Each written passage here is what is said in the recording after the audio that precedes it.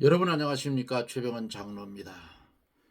주 안에서 오늘도 주님과 함께 동행하는 그런 복된 삶이 되셨습니까? 이제 함께 기도하고 말씀을 들으며 은혜를 받습니다. 살아계셔서 역사하시는 거룩하신 하나님, 은혜와 사랑을 감사를 드립니다. 허물지고 부족하고 어리석은 우리들에게 하늘의 비밀을 깨달아 알게 하시고 아는 것만큼 주를 위해 살 수 있는 길과 방편을 허락하여 주신 하나님께 다시금 감사를 드립니다. 기도하옵기는 이 나라를 기억하여 주시고 불쌍히 여겨주시고 위정자들에게 지혜를 주셔서 하나님을 두려워하고 나라를 온전하게 다스려 갈 수 있는 그런 은혜를 주옵소서. 주님이 개입해 주셔야 나라가 바로 갑니다. 나라가 빚덩어리가 되어 있는데도 불구하고 인간의 어떤 욕망을 채우기 위해서 국민에게 거지 근성을 만드는 것은 하나님 제하여 주시고 우리가 힘을 써서 하나님의 은혜로 부강한 나라가 되었는데 이것을 망치는 무리들이 있으면 하나님께서 개입하여 그것을 단절시켜 주옵기를 원합니다. 이 시각에도 주의 말씀을 함께 나눌 사랑하는 성도들에게 심령의 문을 열게 하시고 성령의 감동을 주사 종이 전하는 것 이상으로 깨달아 어두운 세상 주의 말씀을 모르는 자들에게 전하여 주며 살아갈 수 있는 은혜를 주옵소서. 말씀을 함께 들을 때에 병든 자 하나님의 말씀을 들음으로 그 질병이 고쳐지게 하시고 소망 가운데 주를 바라보고 이제는 내가 주를 위해서 어떻게 살 것인가를 마음의 확정을 짓게 해 주옵소서. 요한계시록 난해한 말씀입니다. 하나님 종에게 지혜를 주시고 하늘에 신령한 이 말씀 작은 한 부분이라도 온전하게 증거해 갈 수 있도록 역사하여 주옵소서. 예수님 이름으로 기도드리옵나이다. 아멘. 하나님의 말씀은 요한계시록 7장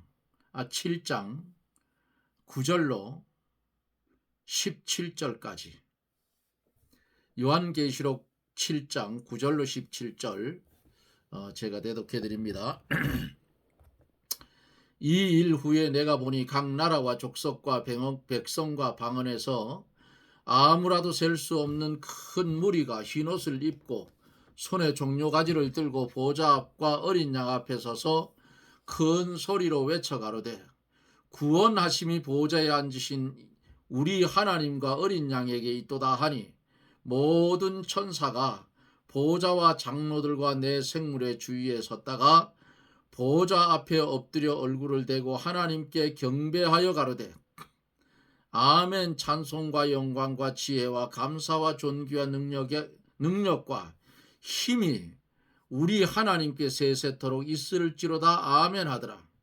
장로 중에 하나가 응답하여 내게 이르되 이 흰옷 입은 자들이 누구며 또 어디서 왔느냐. 내가 가로되 내 주여 당신이 알리이다 하니 그가 나더러 이르되 이는 큰 환난에서 나오는 자들인데 어린 양의 피에 그 옷을 씻어 휘게 하였느니라. 그러므로 그들이 하나님의 보좌 앞에 있고 또 그의 성전에 그들이 성전의 보좌 앞에 있고 그의 성전에서 밤낮 하나님을 섬기매 보좌에 앉으신 이가 그들 위에 장막을 치시리니 저희가 다시 줄이지도 아니하고 목마르지도 아니하고 해나 아무 뜨거운 기운에 상하지 아니할지니 이는 보좌 가운데 계신 어린 양이 저희의 목자가 되사 생명수 샘으로 인도하시고 하나님께서 저희 눈에서 모든 눈물을 씻어 주실 것임이러라. 아멘.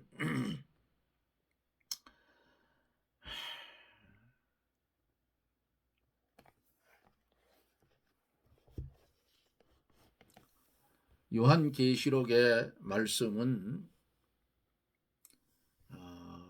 예언서이기 때문에 아주 조심스럽게 말씀을 살펴보고 전해 가야 하는 것입니다. 여기에서 잘못되면 엉뚱한 곳으로 빠지게 돼요.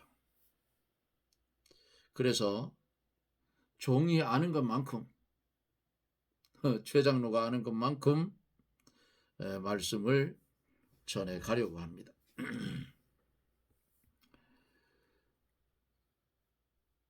7장 9절서 10절에 보면 아무라도 능히 셀 수 없는 큰 무리가 나옵니다. 이 큰 무리, 이들은 환난에서 나오는 자들이고 속죄 제물의 어린 양 대신 예수님의 피에 죄 사함을 받은 자들입니다. 예수를 믿고 구원 얻은 성도가 이 세상에서 신앙을 지키려고 하면 많은 환난이 오는 것입니다.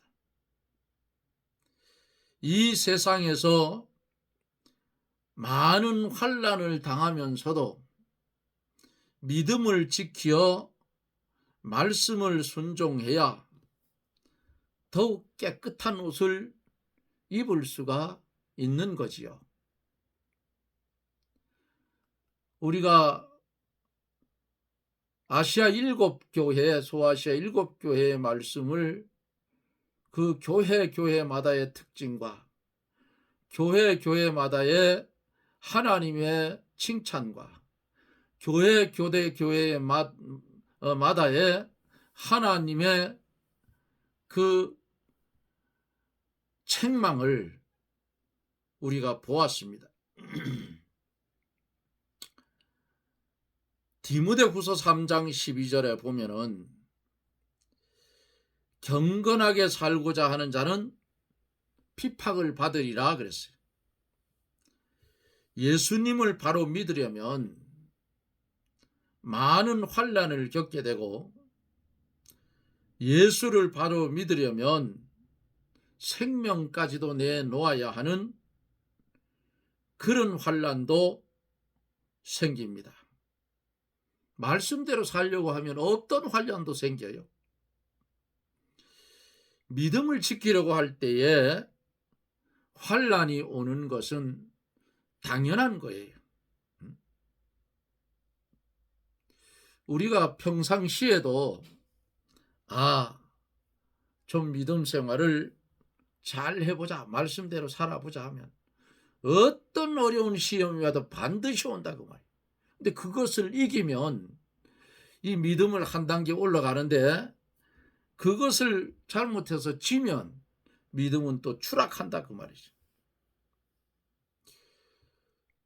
그러다 보면 어떤 생각이 드느냐? 아니 다른 사람은 믿음을 잘 지키지 않아도 평안한데 나는 왜 환난을 당할까? 하고 의심할 수가 있어요. 그런데 의심하면 안 돼요. 믿지 않는 사람이 육신적으로 더 잘되고 평안할 수가 있고 이단으로 나가는 사람들도 이 세상에서 잘되고 평안할 수가 있어요. 하나님 앞에서 말씀을 순종하고 바로 살려 하기 때문에 시험이 오는 거예요. 되는 대로 형편대로 믿는 사람은 하나님이 간섭하지 않고 내버려 두는 겁니다. 바로 믿으려는 사람에게는 많은 환난이 와요. 만일 육신의 평안만 바라고 나아가면 되는 대로 가면 잠시 동안은 편할지 모르지만은 나중에는 심판을 받아서 망하게 되고 만다 그 말이에요. 신앙을 떠나서 육신이 평안한 길로 나아가면 마지막에는 하나님의 진노가 한꺼번에 쏟아져요. 믿음을 지키느라고 환난을 당하면 영원히 연단을 받아서 자라나고 하늘나라에서 큰 영광을 누리게 된다고 말씀을 하고 있어요. 로마서 8장 18절에 현재의 고난은 장차 우리에게 나타날 영광과 좋게 비교할 수 없다고 했어요. 현재에 조금씩 환난을 받아 연단이 되어야 나중에 큰 연단이 와도 환난이 와도 통과를 할 수 있어요. 그러므로 베드로가 베드로전서 4장 12절에서 사랑하는 자들아 너희를 시험하려고 오는 불시험을 이상한 일 당하는 것 같이 이상히 여기지 말고 그리스도의 고난에 참여하는 것으로 즐거워하라 그랬어요. 왜?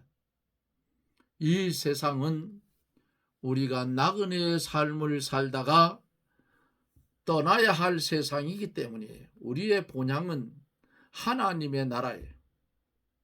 그러니까 이 땅에서 오는 잠시 잠깐의 환난 그것으로 인해서 넘어지면 안 된다 그 말이에요.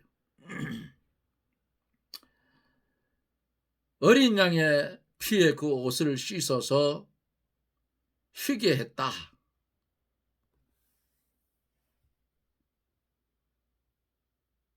여기에는 두 가지 뜻이 있어요.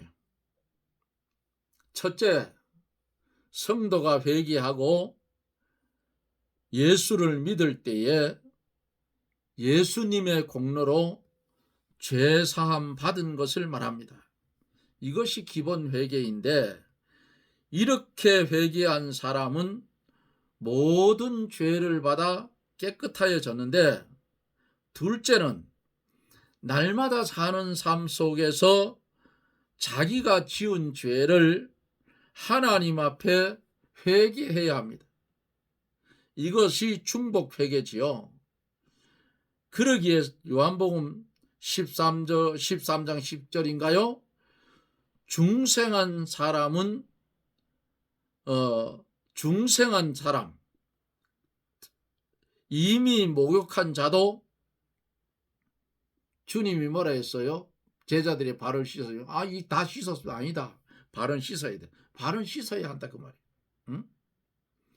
죄를 또 회개해야 하는데 이것이 발을 씻는 것이라 그 말씀과 같아요. 이미 구원을 얻었어요.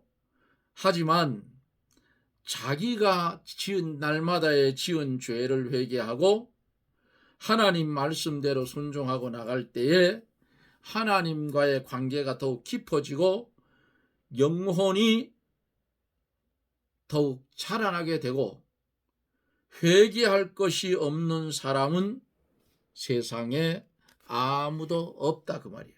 그런데 이거 이단들이 우리가 구원을 받아서 과거, 현재, 미래의 죄를 용서받았기 때문에 세상에서 죄 짓고 살아도 된다. 이런 이단들도 있어요. 거기에 풍덩 빠지면 못 나온다 그 말이에요.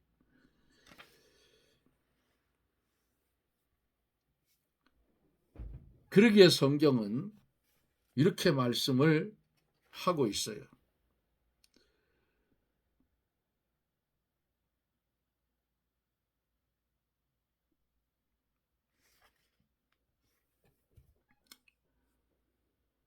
너희가 박하와 회양과 근처의 11조를 들이되 율법에 더 중한 의와 인과 신은 버렸다. 서기관과 바리새인들을 예수님이 책망을 했어요. 자, 여기에서 9절서 17절 속에 흰옷 입은 셀 수 없는 무리, 어제는 14만 4천에 대해서 말씀을 드렸고 거기 두 지파가 도말된 데 대해서도 말씀을 드렸어요. 거기서 중요한 것은, 범죄한 것은 율법대로 하면 3, 4대까지 이른다는 그 법이 적용이 되어서 단지파하고 한 지파가 도말이 되어버렸어. 자, 여기 본문 속에서 손에 종려 가지를 들고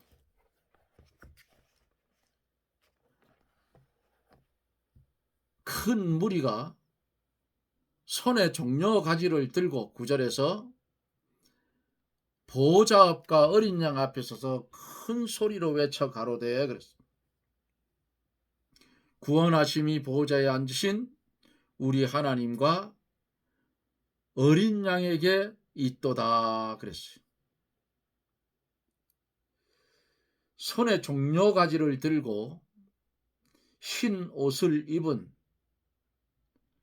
이 큰 무리들, 하나님과 어린 양 앞에서 예수 그리스도의 구원을 찬양을 했습니다. 그러면 이들은 누구인가? 이들을 가르쳐서 이렇게 말씀하시는 분들도 있어요.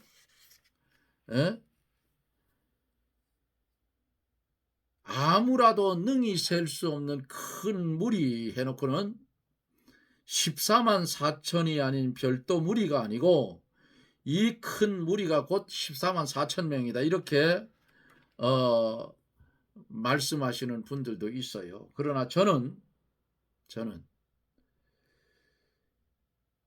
수를 셀 수 없는 이 구원받은 무리, 흰옷 입은 저 무리는 누굴까? 이방 여러 성도들의 구원받은 무리로 저는 그렇게 봅니다. 그들은 다섯째 인을 떼실 때에 우리의 피를 어느 때까지 신원하게 주기를 하고 주님께 물었더니 너희 동무 종들의 수가 차기까지 기다리라 했어요. 다섯째 인을 뗄 때에 순교자들에게 그 수가 차기를 기다려라. 이렇게 말씀받아 있는데 저들의 구원받은 모습이에요. 요한복음 16장 33절에 보면은 이런 말씀 있죠. 세상에서 너희가 환난을 당하나 담대하라.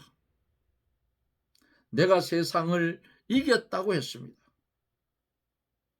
그러니까 흰옷 입은 자들을 14만 4천하고 한 군데 뭉쳐서 해석하는 분들도 있는데 저는 그거 아니고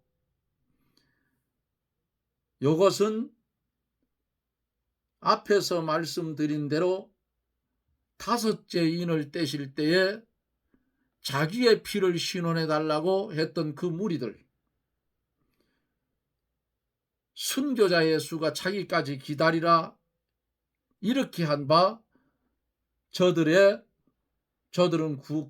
구원받은 모습이 흰옷 입은 무리인데 이것은 이방 성도들의 구원받은 무리로 저는 그렇게 봅니다. 또 그렇게 배웠어요. 미쁘다 이 말이요. 우리가 주와 함께 죽었으면 또한 함께 살 것이요. 참으면 또한 왕노릇할 것이요. 그랬어요. 이들은 대환란 중에 순교자들이 부활하여 하나님의 보좌 앞에서 위로와 평강을 누리는 그런 광경이에요. 이방 모든 교회의 성도들을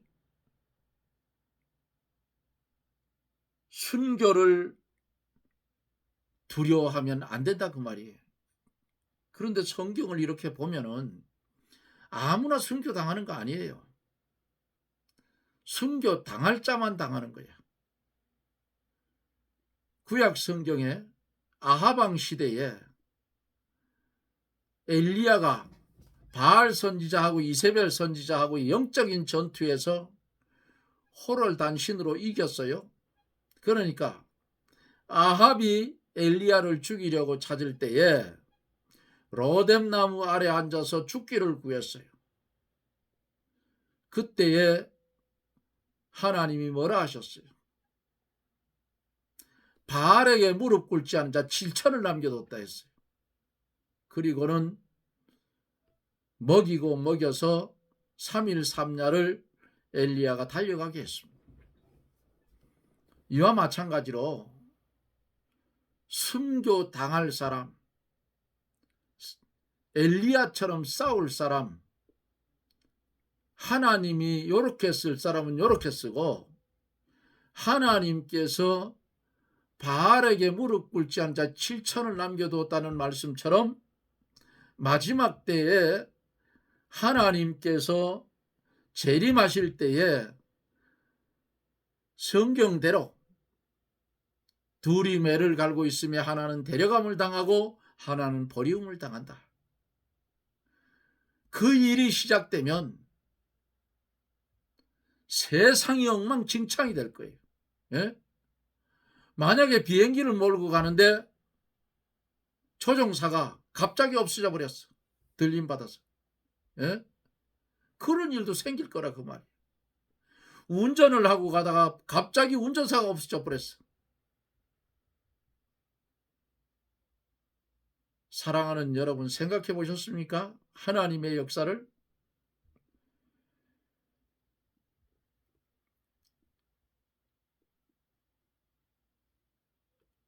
우리가 주와 함께 죽었으면 또한 함께 살 것이요 참으면 왕노릇할 것이라. 대환란 중에서 순교자들이 부활해서 하나님 보좌 앞에서 위로와 평강을 누리는 그 광경이에요, 이게. 그러므로 우리 하나님을 믿는 사람들이 계시록을 읽으면서 겁내거나 두려워하거나 무서워할 필요가 없어요. 주를 따라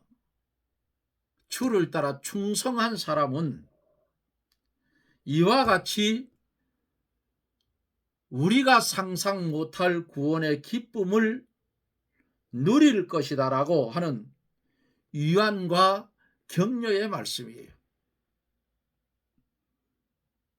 또 순교야말로 성도들의 최고의 하늘의 상급을 가져다 준다는 사실입니다.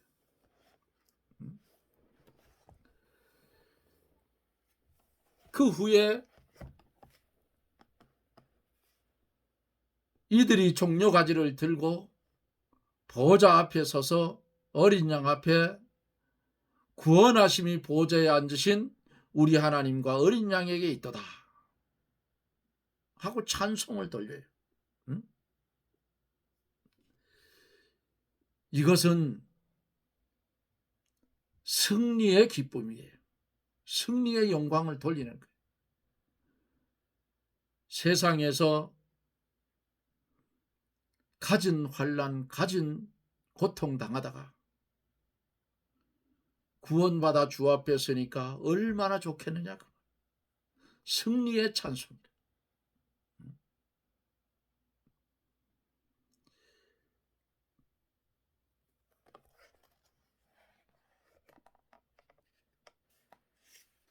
13절에서 장로 중 하나가 응답하여 내게 이르되 이 흰옷 입은 자들이 누구며 또 어디서 왔느냐? 내가 가로되 내 주여 당신이 알리이다. 그가 나더러 이르되 이는 큰 환난에서 나오는 자들인데 어린 양의 피에 옷을 씻어 휘게 했다. 에? 큰 환난에서 나오는 자라고.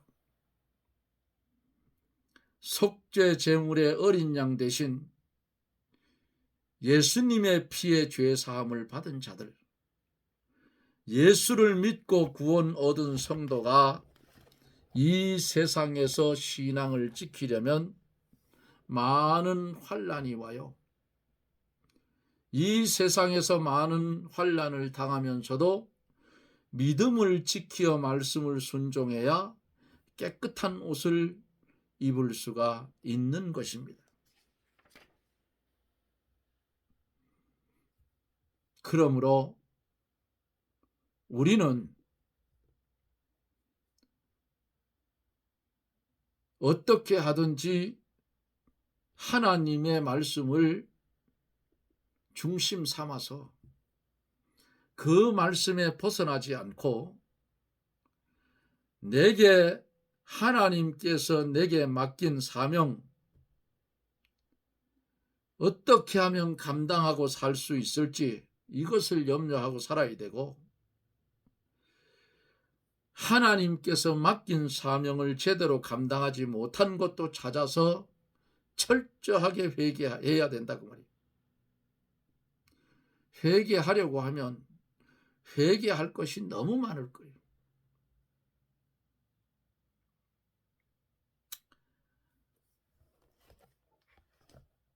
17절에 있는 말씀을 보면은 이는 보좌 가운데 계신 어린 양이 저희의 목자가 되사 생명수 샘으로 인도하시고 하나님께서 저희 눈에서 모든 눈물을 씻어 주실 것임이라 그랬어요.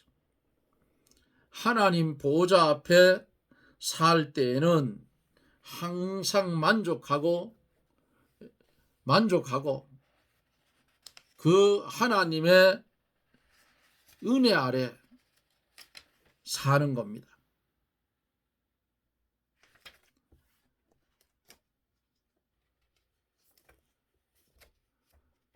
그러므로 우리는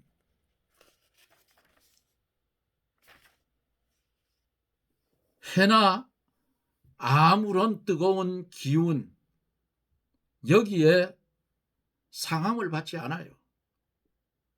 하나님 보호자 앞에서 사는 자는 어떤 환난 가운데서도 해를 받지 않도록 하나님이 지켜주셔요. 보좌 가운데 계신 예수님께서 목자가 되어서 늘 인도해 주시고 보호해 주시는 겁니다. 그러므로 항상 생명수를 마시며 그 뱃속에서 생수가 강같이 흘러나와 새 생명의 역사가 늘 충만하게 되는 겁니다. 그러므로 항상 기쁘고 항상 평안하고 항상 만족한 삶을 살 것이에요. 하나님께서 저희 눈에서 모든 눈물을 씻어 주실 것임이라 그랬어요. 하나님께서 눈물을 씻어 주시면 큰 위로가 되고 기쁘고 만족하다 그 말이죠. 하나님을 위해서 환난을 받고 주를 위해서 눈물을 흘리면 하나님께서 그 눈물을 씻어주시고 위로해 주셔서 한량없는 위로와 기쁨과 평안이 있는 것이에요. 이러한 사람에게는 하나님께서 하늘의 모든 것으로 채워주실 것입니다. 사랑하는 성도 여러분, 더러운 옷을 입지 마세요. 옛사람과 합작을 해서 더러운 옷을 입지 말고 흰 옷을 입은 성도가 되십시오. 세마포 입은 그런 성도가 되어서 하나님 앞에 섰을 때에 우리의 눈에서 흐르는 눈물을 하나님 닦아주시고 그리고 씻어주실 것입니다. 이 땅에서 잠시 받는 환난, 이 땅에서 잠시 받는 고난, 이러한 것은 주님의 십자가를 생각하고 그것을 이기고 승리해서 하나님의 나라를 유업으로 받는 저나 여러분들이 되어지기를 주님의 이름으로 축원합니다. 아멘. 기도합니다. 거룩하신 하나님, 은혜를 감사합니다. 허물지고 부족한 종에게 은혜를 주셔서 말씀 속에 들어있는 크고 큰 비밀이 있지만은 작은 한 부분도 잘 드러내지 못함을 긍휼히 여겨 주시옵시고, 대신 하나님의 말씀을 듣고 보고 깨달을 때에 여기에 참여한 사랑하는 성도들이 더 큰 은혜 가운데 깨달음을 받아 그날을 바라보며 환난 가운데서도 소망을 가지고 믿음의 길을 걸어갈 수 있도록 우리 하나님 함께하여 주시옵소서. 예수님 이름으로 기도드리옵나이다. 아멘. 여러분 고맙습니다. 오늘도 하루 종일 비가 내렸어요. 그래서 오늘 어제 할 작업을 비가 와서 못했는데, 오늘 비가 와도 제가 벌들을 분봉시키기 위해서 왕을 만들어 놓았는데 그게 곧 나올 때가 됐어요. 그게 나오면 절단이 나죠.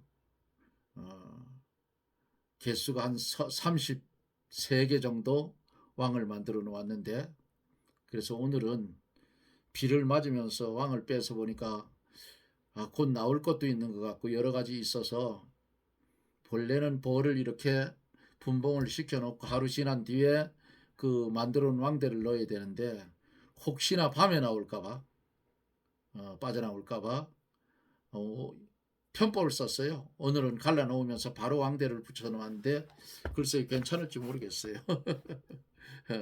그리고 제가 지금 7장을 마쳤는데, 여러분들이 성경을 더 많이 읽고 그렇게 해서 더 깊이 깨달아서 깨달은 말씀을 주위에 있는 사람한테도 전할 수 있는 그런 실력자들이 되시기를 바랍니다. 지금 미국이 이란하고 전쟁이 곧 일어날 것 같은 그런 시점에 있어요. 저는 미국 대통령을 하나님이 쓰는 미치광이로 봐요. 왜냐? 지금 마지막 때가 되는데 준비가 덜 됐잖아요. 준비가. 앞으로 이제 계시록 하다 보면 나오는데, 트럼프 대통령이 지난 대통령 할 때 이스라엘의 예루살렘을 수도로 지정을 해줬어요. 근데 거기 뭐 있어요? 예루살렘 성전터에 사원이 들어서 있어요. 그걸 부숴야 되는데 아랍계에서 그거 부시면 전부 들고 일어날 거예요. 그러니까 하나님께서 그 성전터 자리에 회교사원이 있는 것을 미국의 대통령을 움직여서 주변 나라를 일단 정리해 놓고 그것 때려 부셔도 말할 수 없이 만들어 놓고, 아마도 그 회교사원을 두들겨 부시고 그 예루살렘에 있는 솔로몬 성전터, 스룹바벨 성전터, 헤롯 성전터 3번을 지을 때 똑같은 자리에 지었어요. 똑같은 그 자리에 사원이 들어서 있다 그 말이에요. 그러니까 저거 부시고 아마 제4의 성전을 짓게 되면 나타날 자가 분명코 나타날 거예요. 적그리스도가 나타난다. 그 성전에 앉아 내가 하나님이다 이놈들 하고 세계를 호령하는 놈이 분명코 나타날 겁니다. 그래서 가만히 생각을 해보면 아마도 하나님이 저렇게 전쟁을 저쪽에서 자꾸 일으키는 걸 볼 때는 마지막 때를 하나님이 준비하시는 것 같아요. 조심스럽게 지켜보고 있답니다. 여러분들도 한번 제 말을 잘 기억하고 지켜보십시오. 그리고 기도하세요. 제가 볼 때는 이방인들 쪽에는 그렇게 큰 환난, 계시록에 나오는 그런 아주 대환란이 그렇게 심각하지 않을 것 같아요. 왜? 주님이 공중 재림하면 다 들림 받아서 올라가고 없을 것 같아요. 그러니까 너무 염려하지 말고 계시록은 우리에게 주신 하나님의 축복의 말씀이요, 다니엘서에 봉했다가 신약에 와서 예수님이 열어놓은, 인봉한 것을 인봉을 뗀 열려진 말씀이다. 우리에게는 아주 축복이요 필요한 말씀임을 여러분들에게 말씀을 드립니다. 그리고 열심히 읽어보세요. 읽으면 그 속에 답이 다 들어있어요. 자꾸 읽으면 한 100독 정도 해보셔요. 그럼 나옵니다, 답. 하나님이 역사하셔서 성령이 감동을 주면 다 깨달아 알 수 있어요. 저는 또 내일 영상 속에서 여러분들과 만납니다. 여러분 평안하십시오. 샬롬.